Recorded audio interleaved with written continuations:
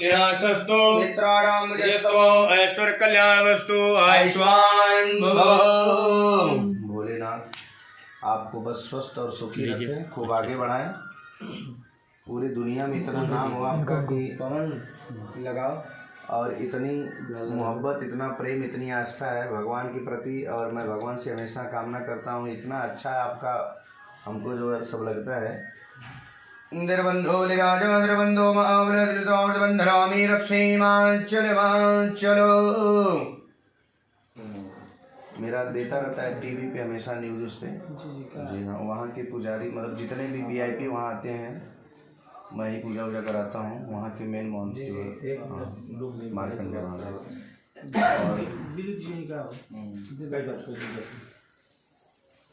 अच्छा लगा महाराज जी। अब इतना देर साथ सब बॉडी बनाने नहीं क्यों आई फोटो नहीं, हम लोग ऐसे मतलब कोई सवाल ही नहीं उठती, क्योंकि आप चलिए बाबा, ठीक है। एक दिन हम आगे निकलिए, थोड़ा आराम से निकलिए।